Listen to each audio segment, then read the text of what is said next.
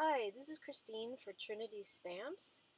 Today I'm going to do a watercolor card with some gold foiling. So I'm using this stamp set from Trinity Stamps, and I'm going to use a method to gold foil. I'm using fab foil.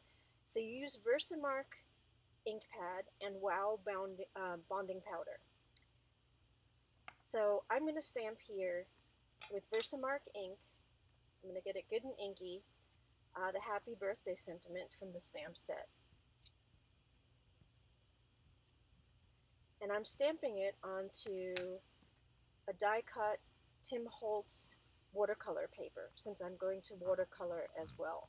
So I'm pressing really hard down to make sure I transfer all the Versamark ink.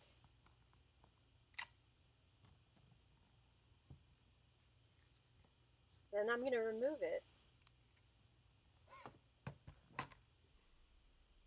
And you don't need a MISTI to stamp, but I wanted to position it right. So now I'm going to use a piece of paper to capture all of the embossing bonding powder that escapes from my card.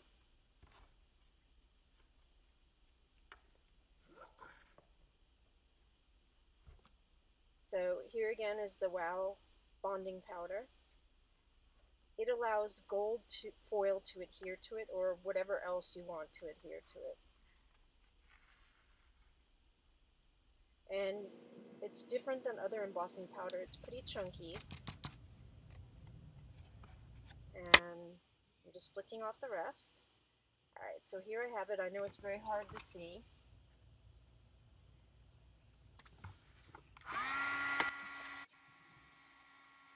But I'm getting my heating tool nice and hot, and now I'm going to heat the embossing powder. It makes it nice and sticky.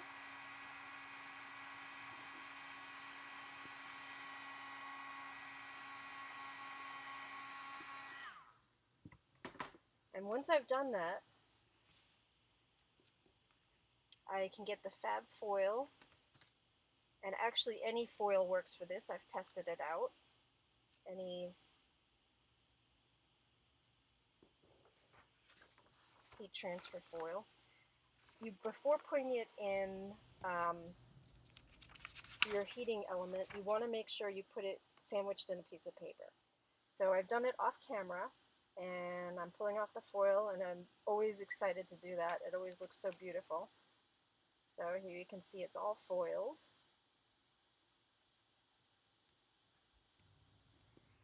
So next I've put it in my MISTI, and I'm putting a die cut mask over the happy birthday sentiment that we've gold foiled, because I don't, even though the watercolor shouldn't get on it, I just don't want it to be messy. So I'm laying some of my stamps, and I'm going to use several Tim Holtz Distress Oxide inks, as you can see here. And I'm just going to try to haphazardly stamp several images to make it look kind of random.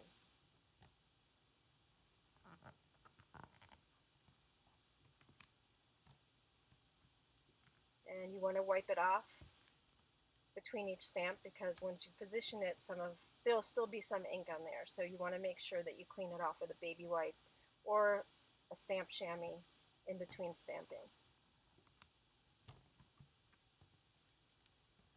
And I use the same color for the same type of flower. I have 3 different flowers that I'm using,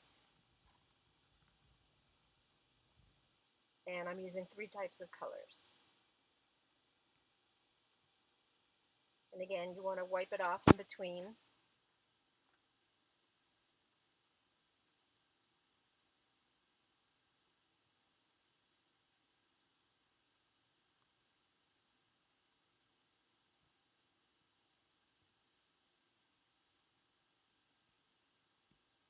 And I've learned by watching other people who make videos, particularly Jennifer McGuire, that it's good always to stamp the larger image first, and then you can fill in with the smaller images. So that was my largest flower, and now I have a smaller flower,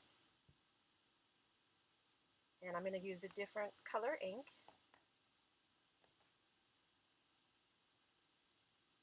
I believe it's Evergreen Bough.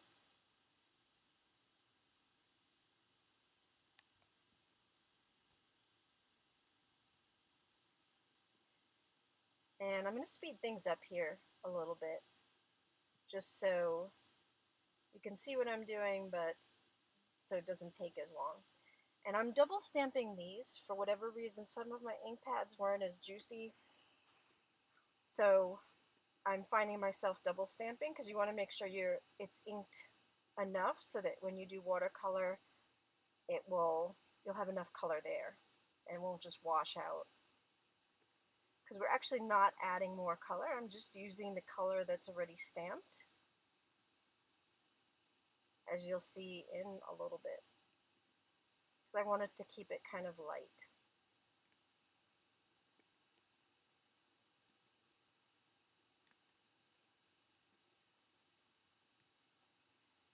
And now I'm coming with my last type of flower.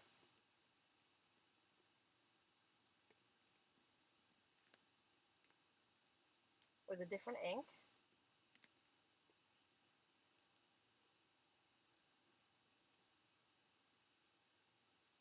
And this ink pad was pretty juicy, so you don't really see me double stamping.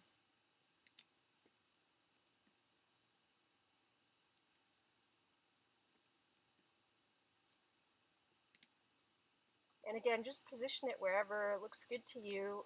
Again, I'm trying to do it randomly with some good mix of color in different places. So I'm sort of figuring it out as I'm going along.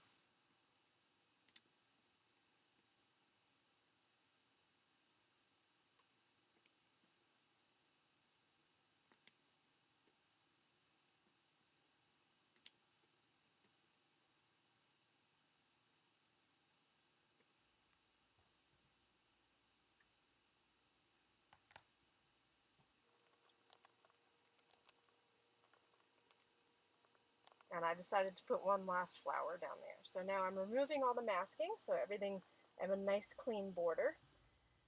So now I'm using a Nuvo sparkle brush.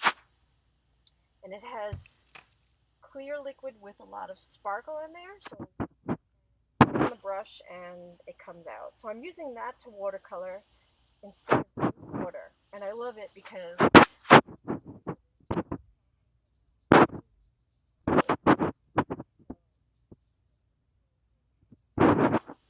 so I'm going to only show you a little bit, and I'm speeding it up now. So again, the liquid that's in the brush, you just use the color that you've already stamped on, and it just sort of lightly spread the color a little bit. And I'm only going to show you 3 flowers, just so you get the idea that I'm actually not adding color. I'm just using the color that's already stamped on the card.